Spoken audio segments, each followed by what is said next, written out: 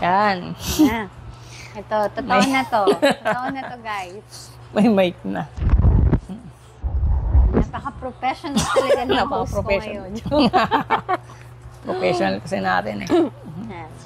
Ano, mag-intro ulit tayo? Hindi, wag na. Okay na yun. Okay na yun. Okay na yun. Alam ko na yung sa Mia. Oh, yan. Ganda naman sa Mia. Yes. Mian. Okay. So guys, nag-prepare din yung aking ano ba tawag sa'yo? So, nag-prepare siya ng mga snacks for me talaga kasi isa rin to sa mga favorite ko. Basta dark. Ah, talaga? Gustong-gusto ko talaga kasi Ayun. hindi siya masyadong matamis. So, kain tayo. Ay, dark pala, Kate. Thank you. Thank you. Tapos, meron kami ditong parang, ano tawag dito? Hindi ko alam. Ano ba yun? Fake. Basta, So, parang chicken, ano siya? Chicken salsa na, parang So, salsa, tapos no? meron kaming pinapay. Ayan. Kain tayo. Ayan, Kain tayo. siya. Hindi na ako magtanong. Sorry. shoutouts pala kay ate siya. Nagbigay nito. Sponsor Okay, pala. ate. Anong pangalan? Ate Rachel. Si Ate Rachel. Nagbigay nito sa tsaka itong crackers eh. Okay? Host nga pala. Sige, ikaw na. Hindi, sige. Ano mo sasabihin ka ba? Sabi, paano tayo nagkakilala muna? Ay, mo pala. Okay, game. Paano ko na-recruit? Di ba? Okay, game. Actually, guys, alam nyo ba? Kanina nagkakwentuhan na kami. Kasi nahihiya pa siya, so hindi kami makapag-start. So ngayon, nag-start kami. Ngayon, nag-start na kami kasi nawala na hiya niya. Okay? Parang hindi pa nga nawawala. Hindi na. Ayan. Sige. Sino ba magkikwento ako na? Ako na ba? Kung paano kami nagkakilala. Okay, game. Kasi dati si Charlene, friend ko, ganyan. Basta nagkakilala na. Basta nung nagkakilala kami ni Charlene, ganyan. Di pa kami masyadong close din nun eh. Sakto lang. Tapos birthday niya ni Charlene. Nandun kami sa condo. Bisita niya rin to. Mga ka-work kayo ni Charlene, di ba? Ayun. Mga ka-work kayo ni Charlene. Marami kayo, ilan mo kayo? Masam, mga 5. Ganon. Tapos yun, birthday siya to kasi nakilala. Sabi ko, sino itong magandang to? Maganda na sa birthday mo. Sabi may gumaganda palang ka-work si Charlene. Nalapat per search siya sa akin. Joke lang. Pakikat yan. Hindi, joke lang. Direct pakikat yan. Direct. Alam ko talaga may director yan, no? Host lang po ako dito. Sinasabotay yata ako dito. Hindi yan. Basta, yan. Pero nagandaan nga ako sa'yo before that. Kasi, ikaw yung bukod tangi talaga dun, na sa bisita niya na, siyempre, Nabigyan siya sa chubby chicks ko. Tsaka kasi tahimik ka nun eh. Diba? Tahimik ka nun. Parang ka lang, smile ka lang dun. Kasi depende rin kasi sa tao. Kasi ako yung tao na kapag kinausap mo, pag feel kita, kakausapin kita. Pero pag hindi. Ganun. So, nasa na naman yung host ko na wala na naman dito. Yung camera kasi. Parang tabingi. Tabingi. Ay, ikaw nga mag-ano. Ayan, sige. Inalain ko kasi kanina, medyo rin eh. Ayun, tapos, doon kami nagkakailala. Tapos, simula nun, din na rin kami nagkita. Kasi guys, alam mo, nung before pandemic, kailan ba yun? 2019 or 2020? Tapos since noon, nag-resign din kasi ako sa work ko. So, kasi parang natakot ako kasi pandemic. Tapos, syempre pandemic. So, nag-resign ako kasi parang nagkaroon ako ng anxiety, ng takot na baka mahawa ko, yun. Kaya nag-decide talaga ako mag-resign. Tapos since noon, yun, parang nalayo na rin ako. Kasi before sa Manila kami, pero nag-decide ako na tumira na lang kami sa province, which is maganda rin naman. Sa province kasi, parang nagustuhan ko siya kasi walang traffic, wala masyadong traffic, tapos fresh air, Sa Pero Bulacan na. mabait yung mga tao talaga. Gano'n ka nakatagal dun ba? Siguro magka 5 years. Hindi, parang 4 years. 4 years. 2021. Parang ganun, 2021. O pandemic pala yun. As in pandemic talaga. Lumipat kayo? Kasi Buti- parang since nung pandemic, doon ako nag-decide na maghanap ng property. Tapos parang Parang nakita ko magandang, siya. magandang timing yata yun. Parang, Kasi kasi mura, mura, no? totoo yan. Exactly. Galing Mura mo yung talaga. property talaga nung time na yun. Sabi ko, saan ko kayo dadalhin yung pera ko? Parang mayaman eh, no? Pero yun. Naghanap kami ng property. Tapos parang alam mo, parang na-inlove ako nung nakita ko yung place. So, ang ginawa ko, nag-invest ako.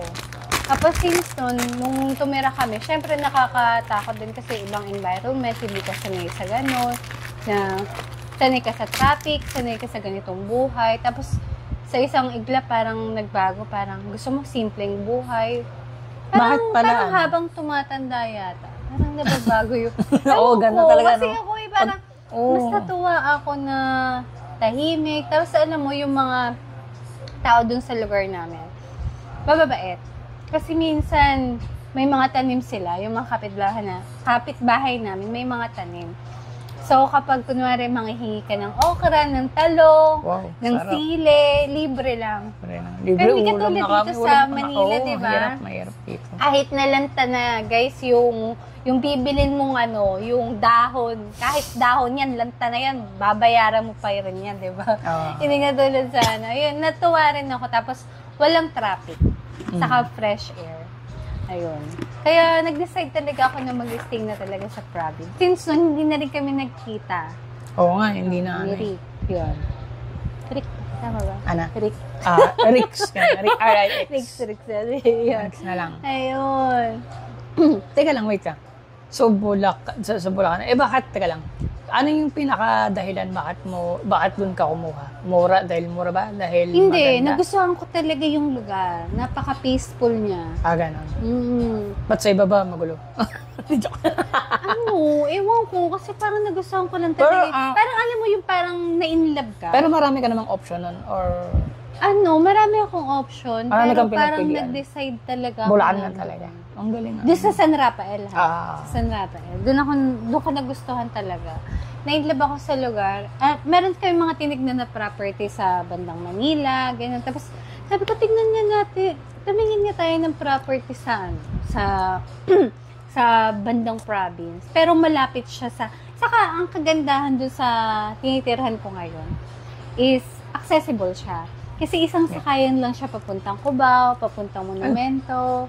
Which is May very sakayan. accessible. Tapos, along the road lang kasi yung tinitirhan namin. Yung village. Ang ganda. So, maganda talaga. Sabi ko, dito na lang Accessible tayo. pa. Sulit pa rin talaga. Tsaka mura lang siya. Hindi Pero siya, yung hindi naman siya bahain. hindi. Alam mo ba, pag binaha yung lugar namin na yun, baha ng Manila. Tapos ang Baguio. Pero hindi totally na Baguio. Pero mataas na lugar siya. Tapos ang ganda ng village kasi yung mga katapat niyang barangay, pag yun nilubog, lulubog pa lang yung sa village namin. Sa taas. Hindi, ang ganda pala talaga. Parang dito, yung sa Kilarik, Jackpot. yung lugar nila dito, may palusong pa na gano'n. So, pag binaha yung palusong na yun, sa kababahayan pa lang yung dito nila. Gets na. Grabe pala, ang ganda ng jackpot na jackpot. Ayan. Okay, ang ganda nun ah. Ay, wait lang, balik na tayo kay Sherlyn. Kay Kamusta ba siya Sherlyn, ka-work? sige. Kamusta ba siya bilang ano? Ano siya eh? Talkative. Oo nga. Si Charlene, Oo nga. talkative yun. Yung friend namin. Ka-workmate ko rin siya before, si Charlene. And then, as a workmate, napaka-maalaga niya. Napaka-madaldal niya. Pero alam mo yung pag dumaldal siya, or may inopen siya tungkol sa life niya, sincere. Yun ang napansin ko kay kay Charlene. Yung ano mo yun, hindi naman dahil takot ka sa kanya. Hindi, joke. Kaya magala na. Di ka susumbong. Hindi niya ito mapapanood. Hindi niya. May mga sikreto bang Sa akin, hindi, joke lang. Ako, wala akong sikreto kasi. Sikreto ako, may gusto mong, hindi, may Kasi may time kasi na tahimik talaga ako. Pero, once na, yun nakapalagayan kita. Napakadaldal ko. Pero pag hindi talaga kita, pag hindi kita type na kausapin, hindi kita makakausap talaga. Mapili, no? Ayan. Hindi, okay din naman yun. Siyempre, para, halos ganun din naman yung karamihan. Ikaw ba? Friendly ka, ganun? Hindi, parang minsan, rin depende. Ganun. Depende Basta sa kaharap mo, no? Sa yung feel vibes, mo. sa ganun. Tapos pagka na, yun, pagka okay naman, yun talagang nagawa na rin talaga ako. Yan. Kaya lang, nasa na ba tayo? May mental block to eh. Di ba? Ako na nga lang kayo. Hindi kasi ako sanay sa mga ganito eh. Actually, kung di ba podcast ng mga gusto ko talaga i-content eh. Pangalawa pa lang to kung sakaling magiging matino. Magiging matinong Hindi, okay lang. Yan kasi sa una lang talaga yung Pero, yan, mapapractice yan. Pag marami ka na talaga. Ayaw